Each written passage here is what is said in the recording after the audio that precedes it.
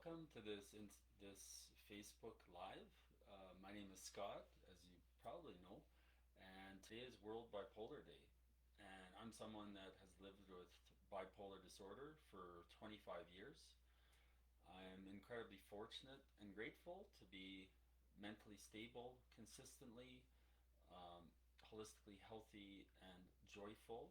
That being said, I still have the ups and downs of life, like the average person.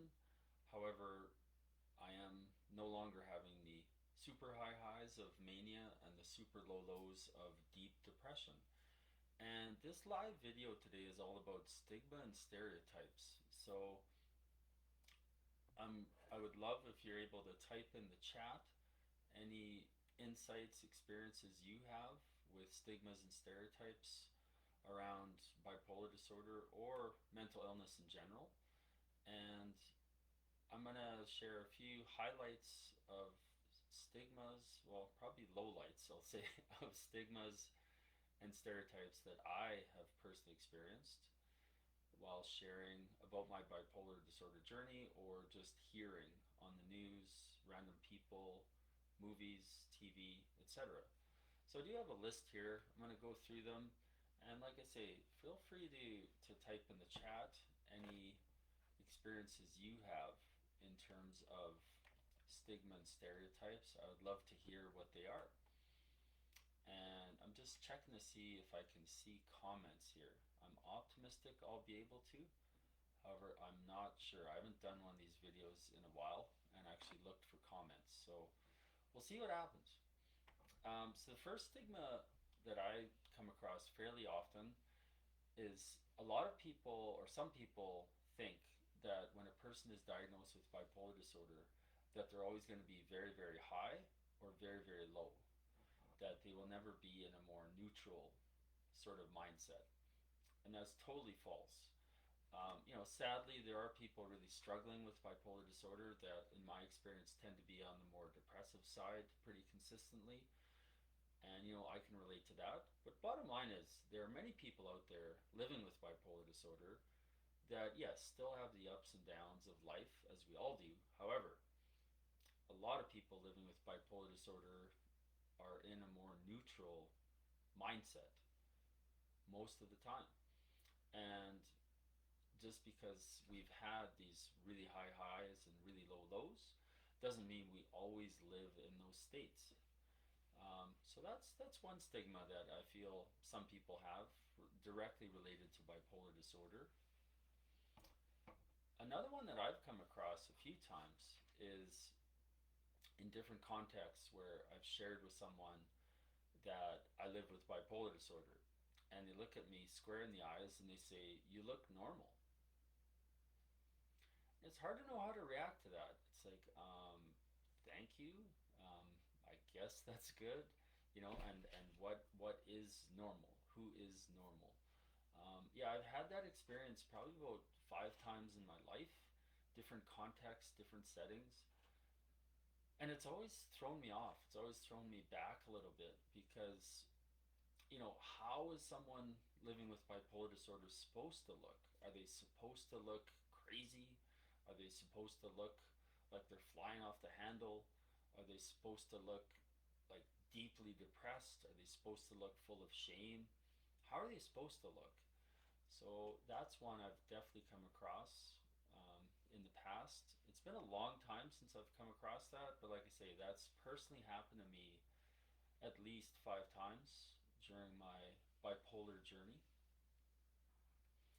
Another one that I've come across is where maybe a friend, member, worker, a family member, friend, or coworker is someone who's moody, someone that gets really happy really quickly, really sad really quickly, really angry very fast, and then someone will say, "Oh, that person's bipolar."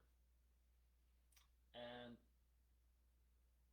yes, it's true that when someone has been diagnosed with bipolar disorder, that yes, as I said before, they have most likely had very high high and a very low low at least once in their life.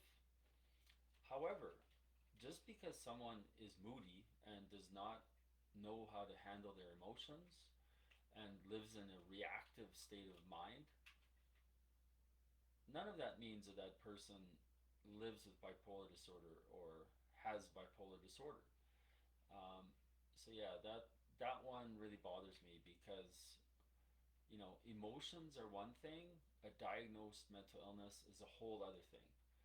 And emotional regulation, emotional intelligence, emotional resilience, to me, that is a set of skills that can be learned. And a diagnosed mental illness in general, that's something that has come about through a person's circumstances, and quite often it's out of their control. So there's a lot more I could say, but that is a stigma and stereotype that I've definitely come across many times. This next one is one that's a little trickier for me to talk about, and it's when someone jokingly, playfully refers to themselves or someone as crazy. Oh, he's crazy. She's crazy. And don't get me wrong. I mean, it's often in a fun, jovial, laughter type of sense. Um, so I tread lightly on this one, but I don't know. I know some people that use that all the time, and I don't always do this, but sometimes I will go up to that person and I'll just say to them, you know what? Your definition of crazy and my definition of crazy are radically different. And I'll just say that. And if they ask why, then I will do my best in a short, concise way to tell them, well, I live with bipolar disorder. I've had 4 manic episodes where I've been in an alternate reality.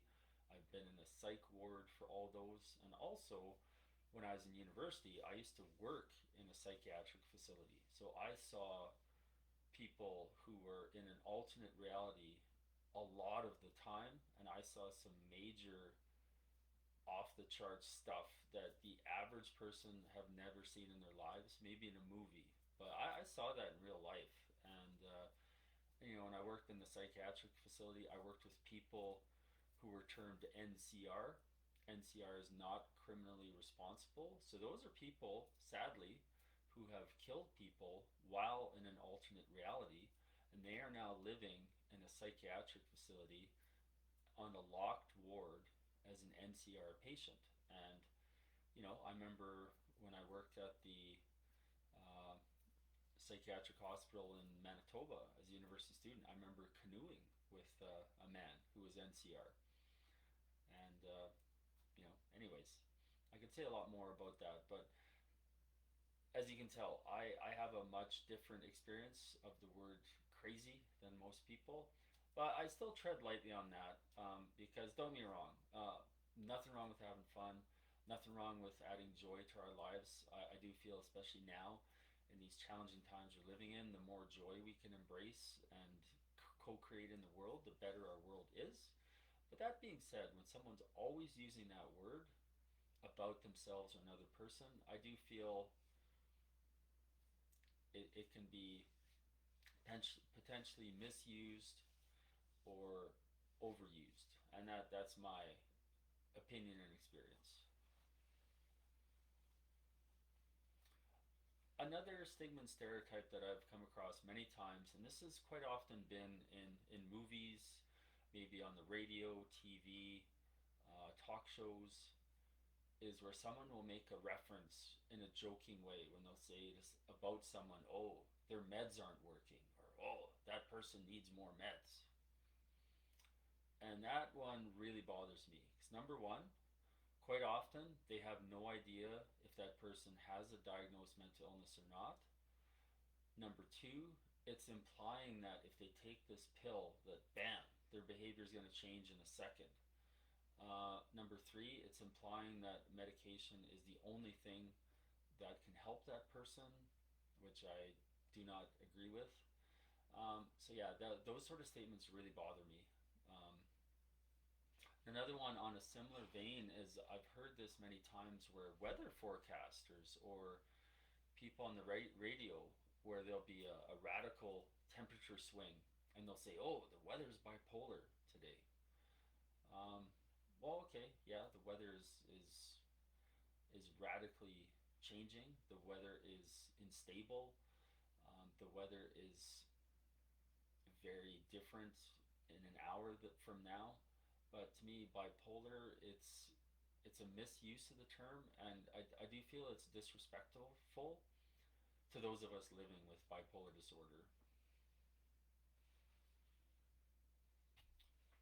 Another stereotype that I come across is there's some people out there that feel that any person with any diagnosed mental illness must be on medication. And first of all, I am not anti-medication. That being said, I do not feel that every person with bipolar disorder, for example, has to be on medication. Most people that I know that are diagnosed with bipolar disorder and are handling their illness well, are mentally stable, they've generally embraced other key aspects of their lives and embraced a more holistic health perspective. So most people I know, they've changed a bit of their diet, they've done things to have better sleep, they've perhaps studied or read materials to improve their mindset, they've co-created and maintained a really good support network. Maybe they have a strong faith or spiritual grounding. Maybe they have a pet that helps them with their emotions. Um, Generally, there's always other things that help them with their mental stability, whether they're on medication or not. And, in my case, I'm very grateful and fortunate. I've been medication free 14 and a half years. That's with both the doctor's support that I last saw as well as the last psychiatrist that I saw. Both of them said, we don't feel you need to be on medication. So so I'm very grateful for that. And again, I'm not anti-medication. However, I don't feel that everyone living with bipolar disorder must be on medication every single day of their life for the rest of their lives moving forward. And the last stigma stereotype, this is a big topic and can be controversial, but that is around disability. So there are some people that feel when you have a mental illness that you are disabled. And there are some people that feel anyone with a mental illness should be labeled and seen as disabled. There's a gentleman I used to work with who lives with bipolar disorder. He made the choice to embrace being disabled, and he now is on disability benefits from the provincial government, and he no longer works. And that's his choice. There are people out there that I see in bipolar Facebook groups that spend a lot of time, energy, and money going the legal route of getting a lawyer to prove that they are disabled, to prove that they can no longer work ever again. Personally, I'm a huge supporter of short-term disability to assist someone when they're first diagnosed to learn how to navigate life with bipolar disorder. Maybe it's finding the best medication. Maybe it's finding an ideal therapist, counselor, coach, psychiatrist, psychologist to help them regulate their moods, regulate their emotions, heal trauma, and to give them the time and space to work less while on short-term disability, to work less or not work at all, to really get their life back on track. But personally, I don't fly the disability flag. I could easily, if I chose to, go that route. I could get a disabled parking pass. I could potentially get on disability benefits, never work again in my life. And that does not appeal to me. Personally, I feel that I can be a contributing member of society, that I can earn a living, that I can potentially make some sort of difference in the world, be it small or large. And so, yeah, I don't personally embrace the disability flag, the disability term with bipolar disorder. There are some that do, and that is their choice. But that is a stereotype that I personally do not agree with. There are many people out there living with bipolar disorder that have very good lives, be it whether they're a mother, stay at home, whether they have a 9 to 5 job, whether they have a business. There are famous actresses, there are famous uh, writers. There's a retired 5-star U.S. general who's recently wrote a book about his bipolar journey while in the U.S. military.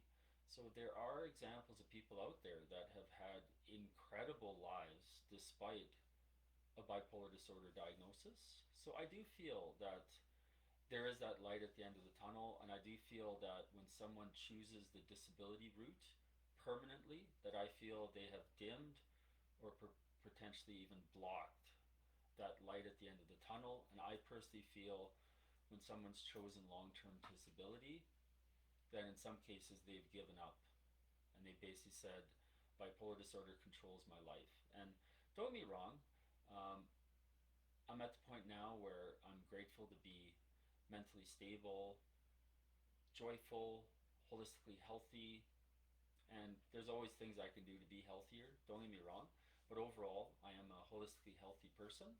Um, and but anyways, that being said, I do feel that personally, if I would have went the disability route permanently, that I wouldn't have spent the time, energy, and money on improving different areas of my life to be mentally stable.